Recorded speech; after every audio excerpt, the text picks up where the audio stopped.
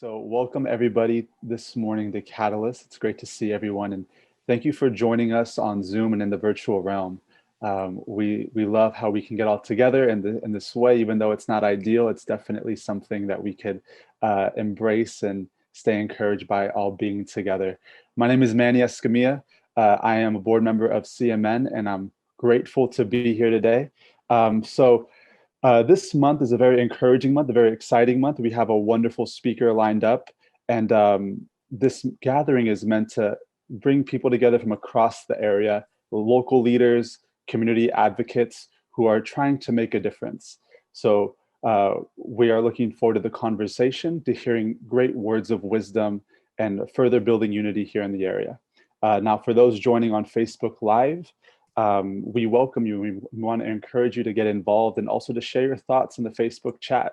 Now, before we get started, I want to share 3 quick items this morning, and let's go ahead and jump right into those. So these are the 3 things that we are asking everybody who's involved to please do. First is online meeting expectations is that everybody please mute your audio, and feel free to use the chat to share your thoughts, share things that come to mind, your reflections. Our goal is to create conversation as much as we can here virtually. And the final thing in regards to online meeting is that we will be recorded. So we want everyone to be mindful of that. And it's going to be not only on Facebook, but also added onto our website.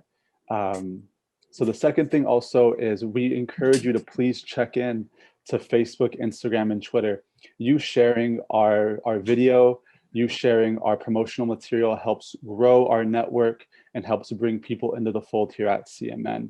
So please go to City Ministry Network's Facebook page, like us, share this video if you're on Facebook.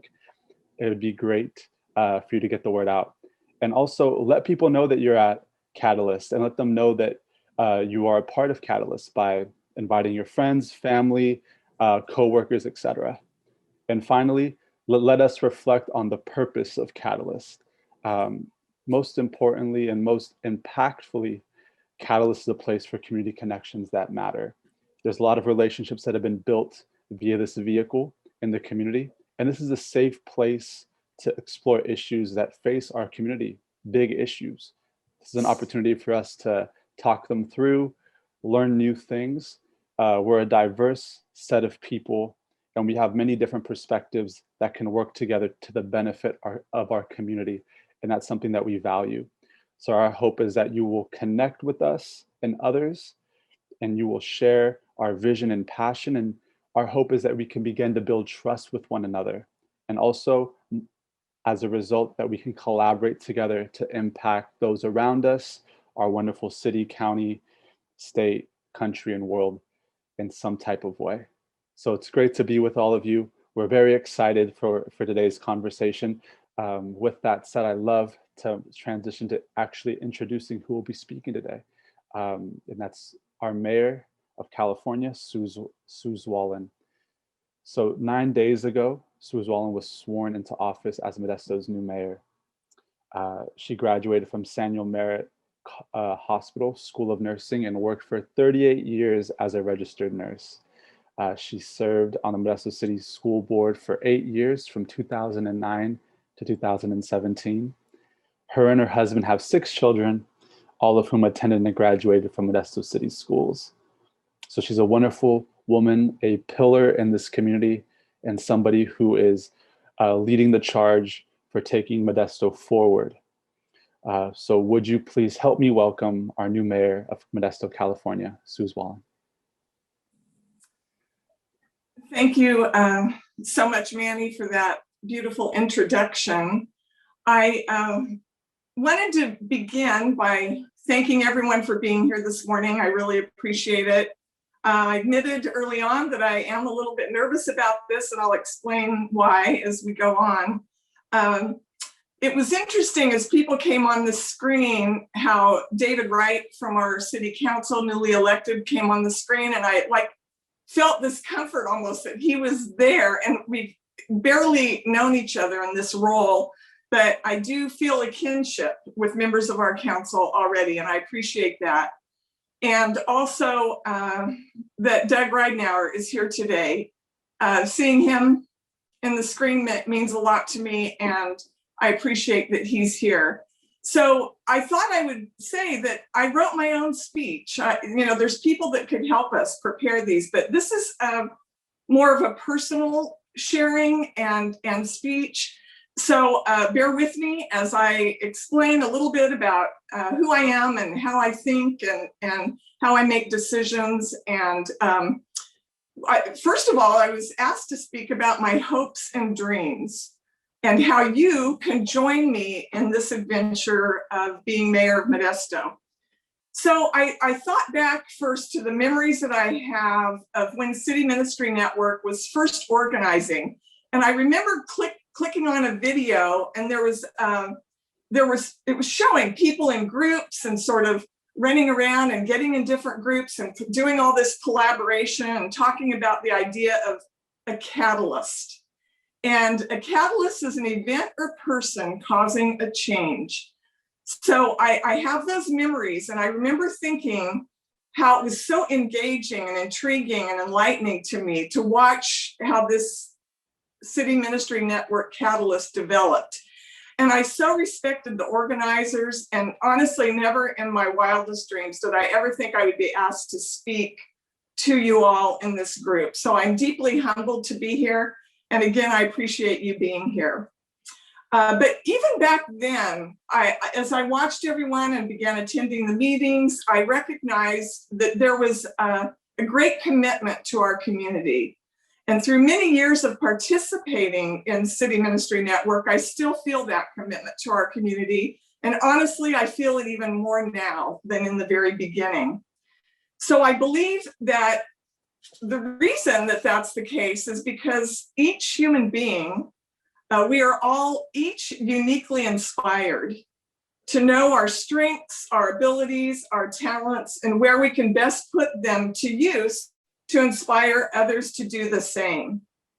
So it's evident when we're here in the morning like this, and then when we break off, previously when we would be at the church and break off into the tables to have different groups and have these discussions, or whether it's on Zoom in these groups, that each one that attends is actually pretty willing to be vulnerable and open up and express our deepest feelings about whatever the topic is for that particular day that's being presented. So I again hope that we can move on with this meeting in that same spirit, and that you're all thinking of ways that we can improve our city together. I was also asked to share my priorities with you. And on the campaign trail, I spoke so often about them, just over and over and over. So I feel like everyone has heard me say these 100 times, but I will hopefully not bore you too much with this, but I'll discuss 4 of them this morning. The first one is COVID recovery, of course, because it affects every aspect of our lives. Truly, with education, our children are doing distance learning in many cases. It's very, very difficult. So that's one area. Our health, our personal health. It's life, it's death for some of us, which is also deeply personal. Businesses are suffering horribly through this pandemic in many cases. And so it's really important that recovery be a priority. So the city has been as helpful, I think, as we can be to try to facilitate vaccines being given out. I received both of mine. I waited in line, had some great conversations with people in our community as I received those vaccines. It was a good experience, and I felt very well cared for. My experience with this, I remember on March 12th when I pulled over on the side of the road and was reading the news that this was a pandemic. And as a nurse, I knew we were in for the long haul. That was on March 12th. We were going to an Stanislaus County Interfaith Council meeting. I even considered canceling the meeting, and I thought, no, we're going to carry on.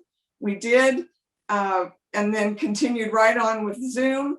I talked to my children, and they were concerned about our grandchildren. And I said, you know, at that point, they were talking about maybe school will be out for a couple of weeks. And I said, I think it's going to be a lot longer than that. It's going to be, this is a long haul. We're in a worldwide pandemic. So this is very deeply personal for so many of us that have lost loved ones or know of people that are in the hospital suffering even today.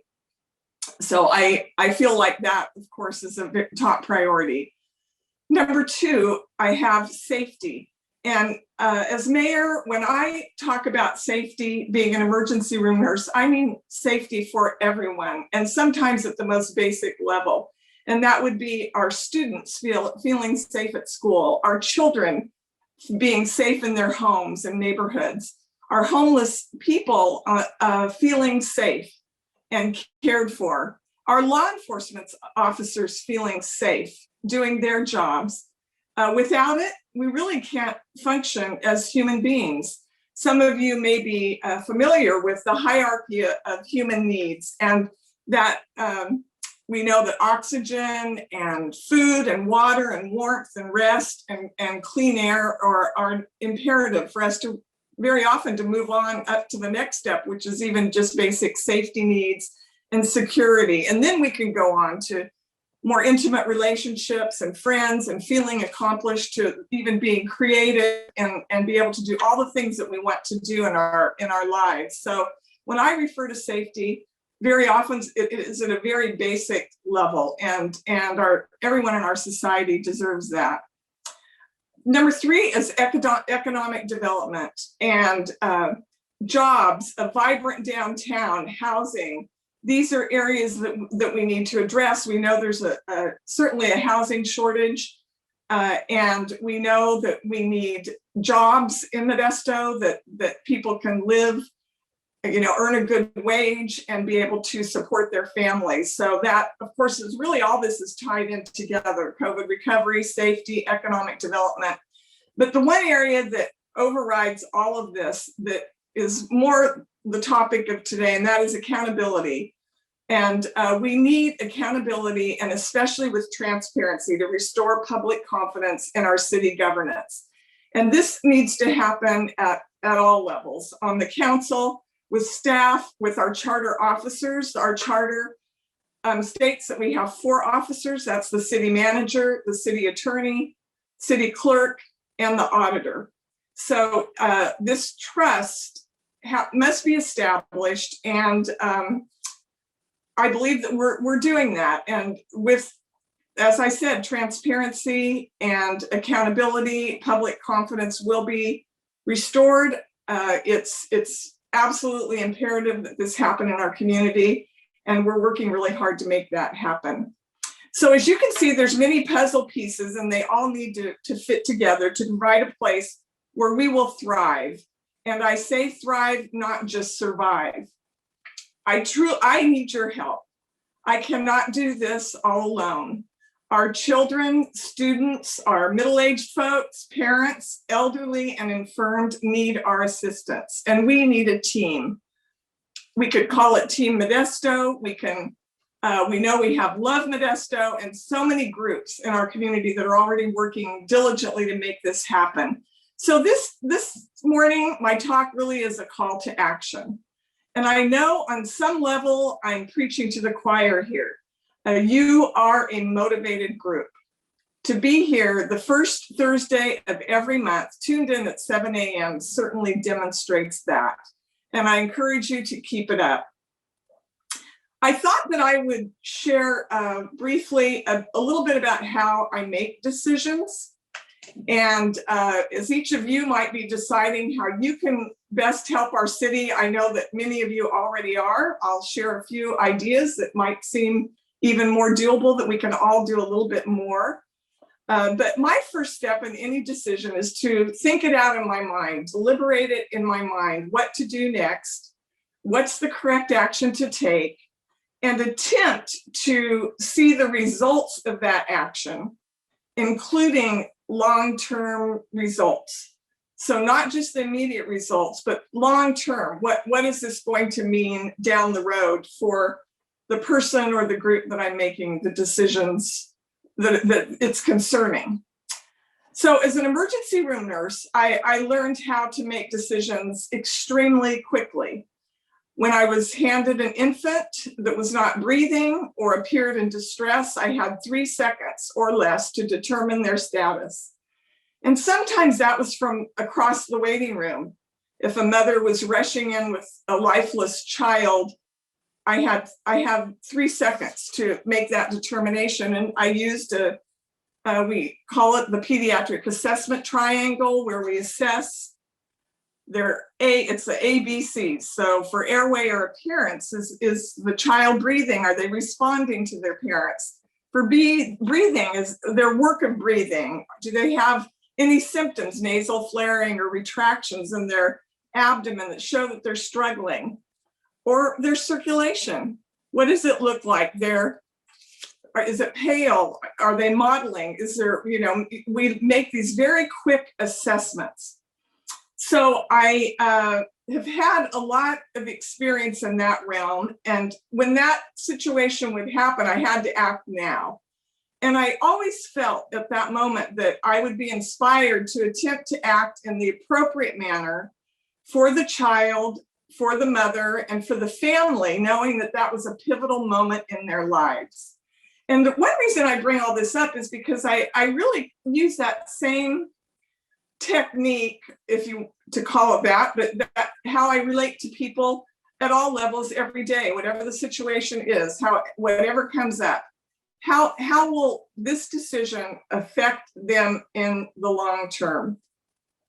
As a mother to our 6 children, I was constantly guided to provide the necessary communication and be able to nurture them to maturity. As a school board member, I spent hours every day with students and staff and parents listening to their concerns and to their priorities. So I would have the capacity to make decisions that I felt were best for their educational journey. As a business owner, my husband and I, in caring for our patients were our focus. That's where we placed our focus. He always gave his cell phone number to everyone to be available to them. And if they had problems on the weekends or whatever, he was able to care for them. So we made some very specific decisions so that we would be able to do the best job possible. So now, as mayor, I have been given a tremendous responsibility by the voters in our community. So I am here today to encourage you to make a decision about how you can best help our community. To restore trust in our community, we really must all create a safe environment so that everyone can thrive. That's in our neighborhoods, whether we're out shopping, whether we're on a committee in our area or involved somehow in our church, we can all do something. And I believe that each of you, are uniquely qualified with strengths, abilities, and talents. And you too will be inspired to use them to move Modesto forward. It really is going to take all of us, whether it's picking up that piece of litter that we see on the street that got missed, or helping someone, opening a door for someone going into the store. All these things will make our community better. But it might be volunteering to cook burgers at your neighborhood barbecue, or it might be offering to greet people at church, organizing a Love Modesto group to serve, which is coming up soon, being a mentor to a child.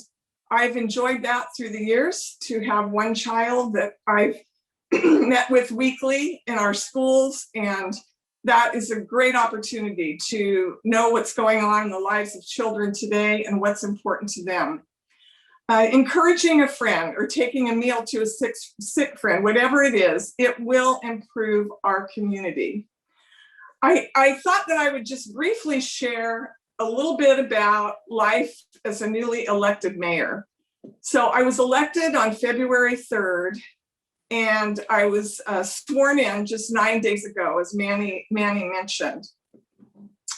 So I've really spent my life in the community trying to be as involved as I possibly can, as I mentioned, through several interfaith groups and city ministry network, attending and just doing a lot of things throughout the community and talking to people. I was born and raised here in Modesto, and my parents graduated from Modesto High School in 1944. My grandparents both lived here.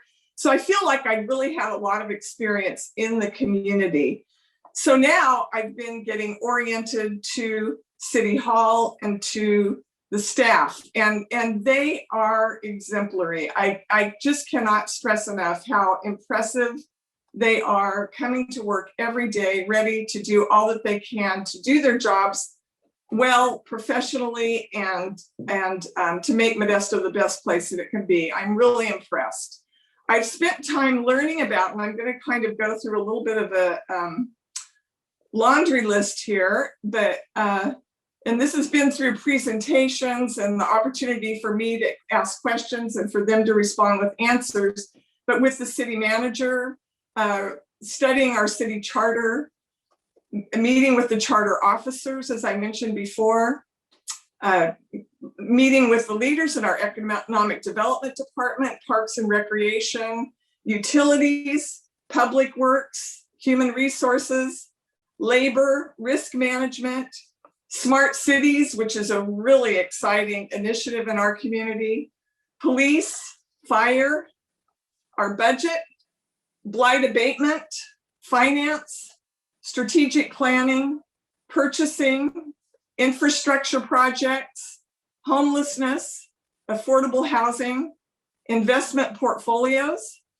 We get weekly COVID updates, multiple committee meetings. It's very impressive how involved our council members are on various committees, and community members on these committees. Anything that comes before the council has completely been vetted through many committee works previously, and on these committees are community members that are very involved and spend a lot of time volunteering and reading and being committed to whatever committee they're on, and whatever the topic of the day is, whether it's parks or anything in the community. A charter review committee that we have that is currently reviewing the charter, which is deep work and takes a lot of effort. So I just can't say enough about how much help we receive from the community already, and we need to keep that going. Meeting still with community individuals that have concerns, reading their emails, and our trees are very important. People write in about potentially dangerous road conditions, and give a lot of suggestions on how we can improve our community. I spend time reading each one of those and respond.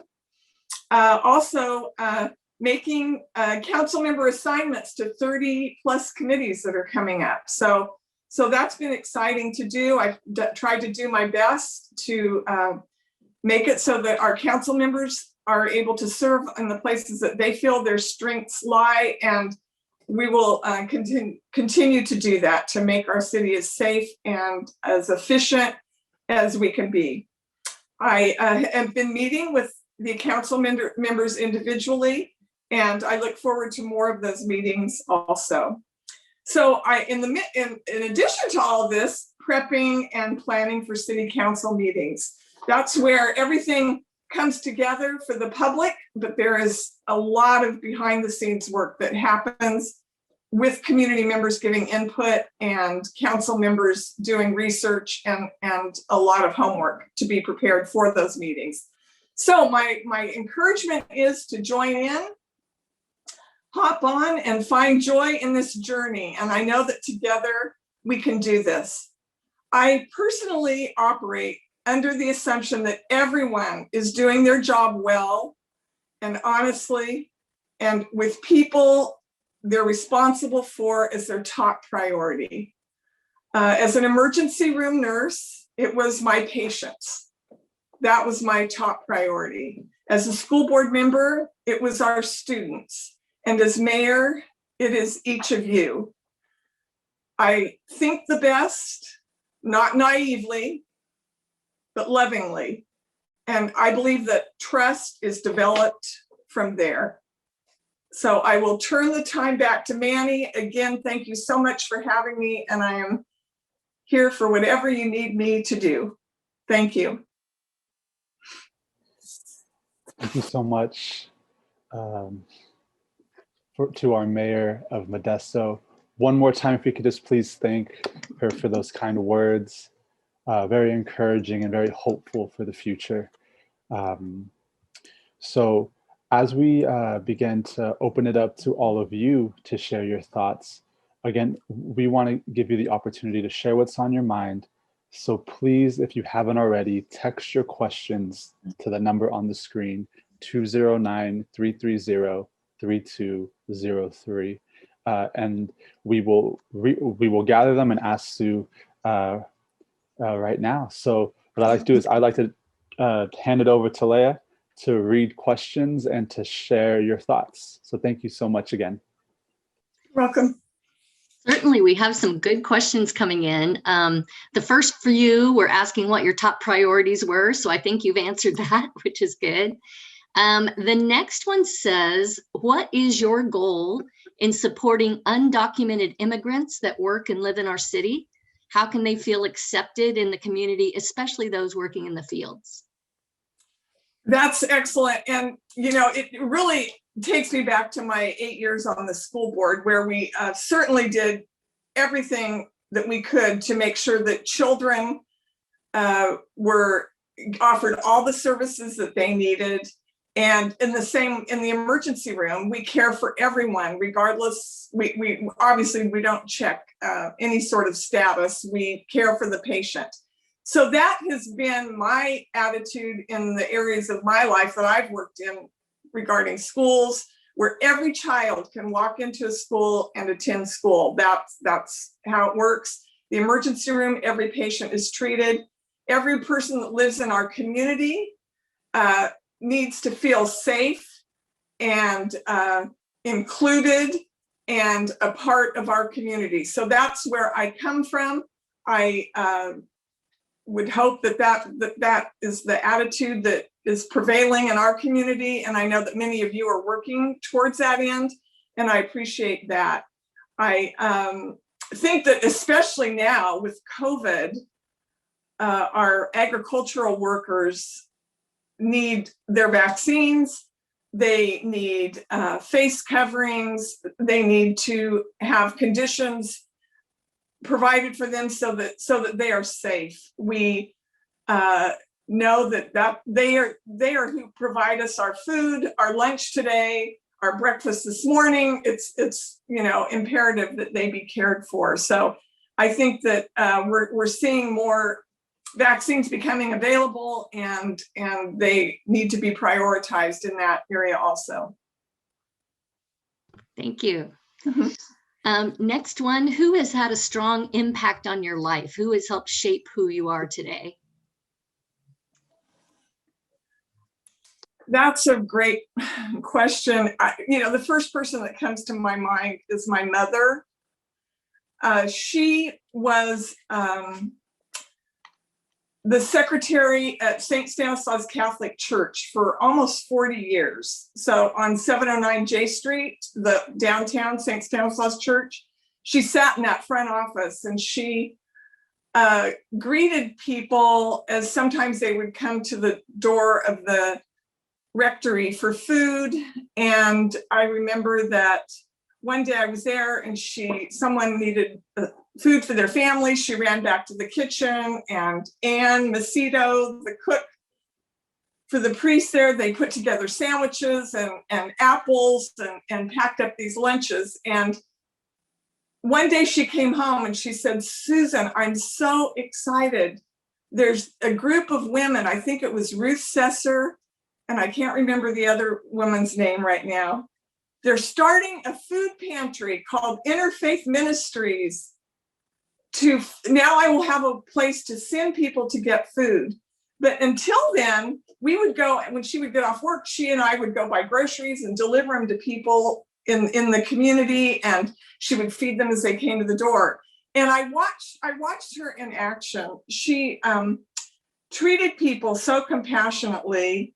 in that role. And then now, when I had the opportunity, I've been on the board of Interfaith Ministries since like 1997. So she motivated me to do a lot of things in my life just because of the way she lived her life.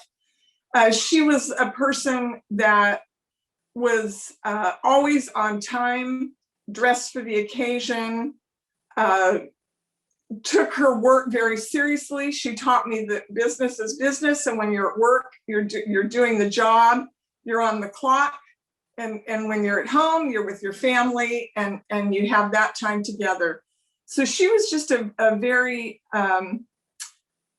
dynamic woman in her own way, and such a great example to me. And my father also, would not hurt a fly.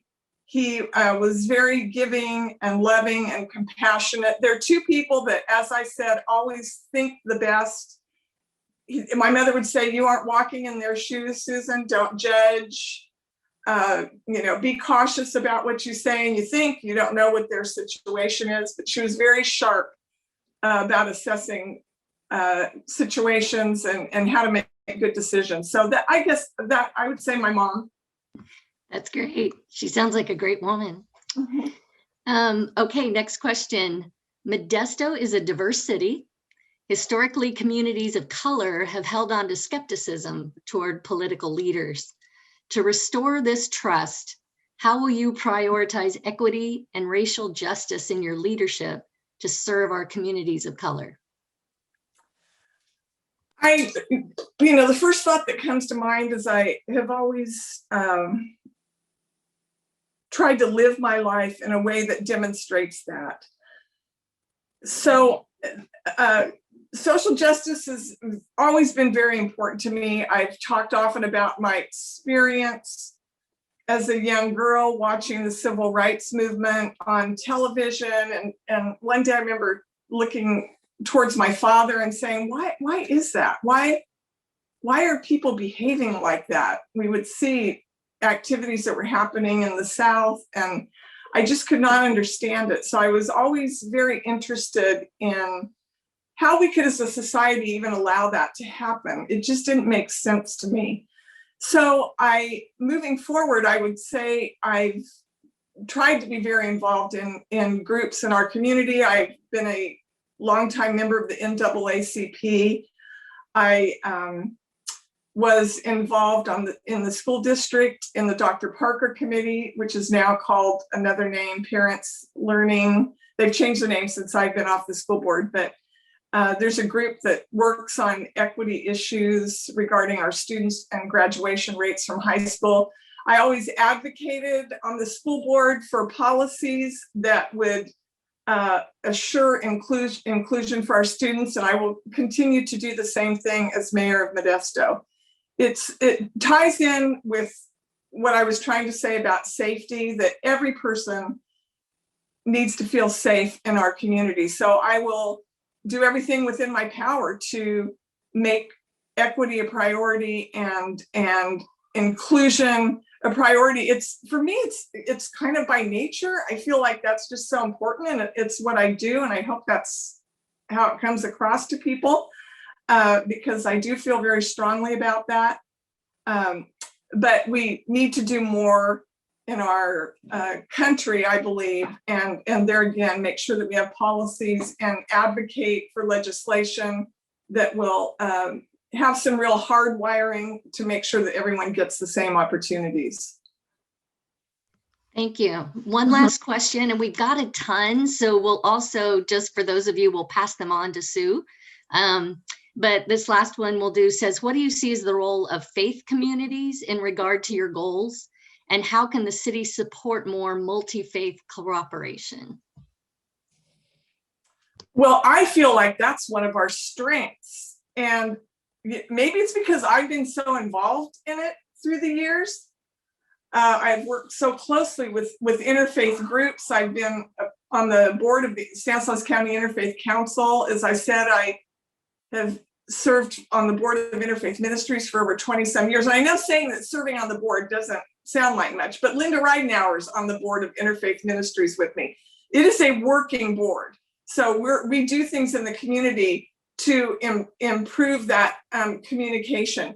With the Interfaith Council, same thing. There will be an event coming up that will be discussing our different faiths and beliefs to get greater understanding. We have MLink, multi-faith leaders in the community, that some on this Zoom meeting participate in. That is another group that's very actively pursuing these discussions and understanding of different faith traditions. So I think it's taking that and then putting those discussions into action in our community so that we have greater understanding.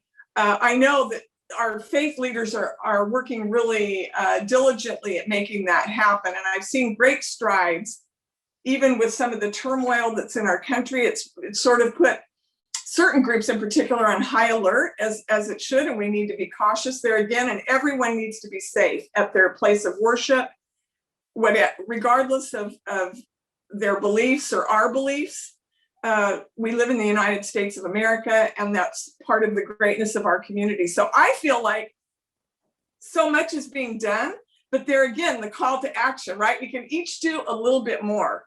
I can do a little bit more. We can each sign up for Love Modesto, and maybe not only sign up, but we can ask 10 friends to sign up. I was responsible for that when Love Modesto first started with my own congregation, back when we used clipboards, and I'd pass it around to everybody and we would all sign up for a project and show up. So each one of us can do that. And I think that, join a group, join MLink, and attend the Stanislaus County Interfaith Council events, donate to a pantry or clothes closet, and get involved. And that's what will make the difference. That's great. Thank you so much, Sue. And thank you, everybody, for your great questions. Appreciate it. Thank you, Sue. And 4 priorities. And I wrote them down, and I just want to remind all of you: COVID recovery, safety for everyone, economic development, and accountability or restoring public trust. And that's the one I really want to spend a few minutes on, just strengthening, not strengthening, but affirming Sue's words. Because when it comes to that word trust, City Minister Network, we've had a catch line for a few years: connect, build trust, collaborate. But as we've been working with the community, we began to ask ourselves, how do we measure trust? How do we know that we're growing in trust? How do we know that we are trustworthy individuals or even a trustworthy organization? And reading some Stephen Covey, some Brene Brown, some other resources, I just want to share with you some 4 components of trust. And you can identify for yourself. First, do some personal application. Am I a person worthy of trust? And number 2, with the organization that you're working with or you're in charge of, is your how well or how much is your organization worthy of trust? So there's 4 components of trust. Stephen Covey says character and development, competency, integrity, intent, capabilities, and results. And so the first thing he says is integrity. More often than not, do you do the right thing even when it's hard? Are you honest and humble? More often than not, do you do the right thing even when it's hard? And that's integrity. The second quality or component of a trustworthy individual and organization, as Sue mentioned in restoring trust back in government, is intent. They always want to do the best for others over themselves. When they deal with others, there's no deception. There's no hidden agendas, and helps others win. When you talk with them, when you're working with them, you can always count that they want your best interest first. The third is capabilities. So integrity. More often than not, they do the right thing even when it's hard. They're honest and humble. Intent. Wants the best for others over themselves. Number 3 is capabilities. They have a history of knowing what to do. And in our community, you can always ask. You can say, tell me about so-and-so. And then you ask, do you trust them? And one of the answers around that is, yes, they're capable. They know what they're doing. They have some high level of skill or knowledge or relevant credentials. And even, it's interesting, even with humility, when they don't have the skills that might be needed for a position, they surround themselves with capable people. And you can always tell a wonderful leader, an incredible leader, is by who they surround themselves with. And then the fourth one, we have integrity, intent, capabilities, and then results, that they do good work. Can you measure their good work? They consistently produce quality results. And Sue has proven over the years that she has been a person that produces quality results. And when it comes again to trust, measuring it, how are you doing with your integrity? More often than not, is it said of you that you do the right thing even when it's hard? Is it about you that you're honest and humble? That your intent is always about the best for others rather than advancing your own agendas or getting your own name out there. The third quality or component of trust that we've been able to measure at City Ministry Network, and we want to continue to, is capability. Do we show a pattern or a history of knowing what to do? Skill and knowledge, some set of relevant credentials, and then finally results. Do they do good work? And all you have to do is ask around town to determine whether people or organizations do good work. There are some takeaways in this conversation around trust, is that trustworthy organizations are led by trustworthy people. An organization is characterized by the quality of people that work with them. And I'm learning in the city as well, and you probably have too, it's hard to partner with people you don't trust. And in fact, we say often everything in our community is trust and relationship, and it's really hard to partner with people you don't trust. Positive, trusted relationships is the most important piece of trust. Trusted relationships. And candidly, more than big budgets, big numbers, the amount of trust that you and I have in other people or other organizations, candidly, for me, is the most trusted and the most precious commodity that anybody can have. And then finally, sadly, I've learned that once a relationship is damaged, it's hard for people to trust. It's hard for people to give back trust. So measuring trust, there are 4 components that Stephen Covey mentions about trust. And as Sue talked about, restoring fundamental trust in government, integrity, doing the right thing even when it's hard, and probably even when it's not popular. Number 2, intent. They always want what's best for others over themselves. And number 3, capabilities. They have a history of knowing what to do. And finally, results, that they have a pattern of having good results. One of the books that's really helped me with this, besides Stephen Covey's Speed of Trust, is Brene Brown's book, Braving the Wilderness. And so if this is a topic of building trust, restoring trust in yourself or organizations, or even building trust or restoring, learning how to measure trust for your organization, Brene Brown has a book out, Braving the Wilderness, came out a few years ago, that surely can help you as we all work together. And Sue, I want to affirm that we are behind you. We're going to work hard together and continue to make this city a great place to grow up in and to grow old in. And we're going to do that together. I want to mention a couple of things to you as we close. At the end of Catalyst, we always do some takeaways and some next steps. And what I want to do, like I always do, is schedule a time with somebody, either that's already been here that you saw their picture or their name, or somebody that wasn't here this morning, just to virtually meet with them or get together outside in a park or somewhere outside now to hear their story, to have some coffee, to talk about restoring trust in institutions or government. One of the ways we do measure our trust and the connections are there's an increased number of one-on-ones and small groups that are meeting outside this circle of Catalyst. That's how we are measuring our effectiveness to this.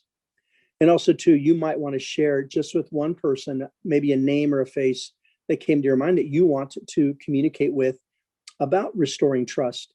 Maybe you need to call them and restore trust with them, but also, too, it is about learning from lessons together of something maybe you might have been challenged with at Catalyst.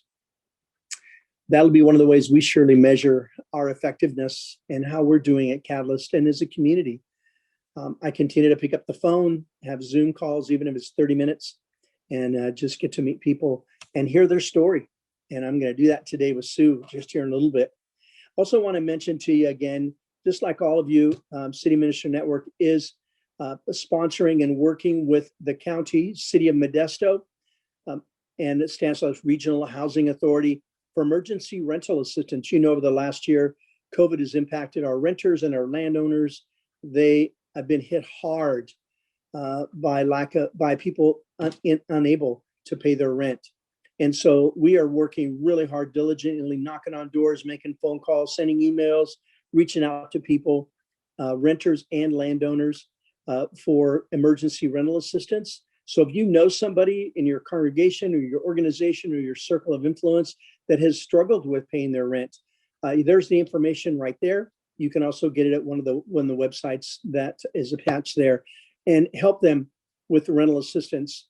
City Minister Network is right in the middle of that. We've got technicians that are helping individuals and landlords get this money so that they could get their rent paid for and also recoup some of the loss they've had over the last year. So I want to encourage you, either renters or land property owners, to reach out and get this. This is millions of dollars here for you to help you as you're able to cover your rent or even utilities. The next thing we want to mention to you is that, just as always, City Mission Network is a nonprofit 501c3 organization. And just like many of you, we exist and thrive through the donations of gracious and generous partners. And so if that's something that you want to participate with, there it is. You can go to citymissionnetwork.org, press on the donate button, and support the work that we're doing all over our county as we're like our city, but then expanding as we have been over the last year on our county. One of the ways that we're going to be supporting ourselves this year, I want to encourage you, if you're a golfer or know somebody or like to sponsor a hole or all those things that they do with golf tournaments, we are in May going to hold our first ever golf tournament at Spring Creek Golf and Country Club. And I hope that you'll be a part with us and get out there and get some sunshine and finally get some fresh air and take care of yourself that way. And also we'll be raising money for what we're doing here. And finally, next month, our catalyst, April 1st, we just want to share with you a brand new community development corporation that will be starting here. We are starting at City Mission Network in partnership with South Modesto Partners, with Stanislaus Community Foundation. Marianne and Joe will be sharing with us a story about a community development corporation. There's never been one in Stanislaus County till now. And so we will be the first ones in our county to take hold of this and make a dream come true for many, many people, especially around home ownership, microeconomics. Our dream and our intent here is to break the cycle of poverty by breaking the cycle of poverty by breaking a cycle of generational poverty.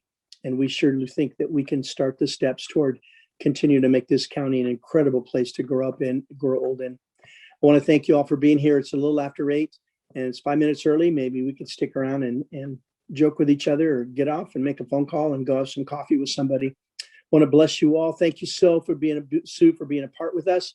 And we are looking forward to just an incredible next, Lord willing, 4 years. So I want to pray for us.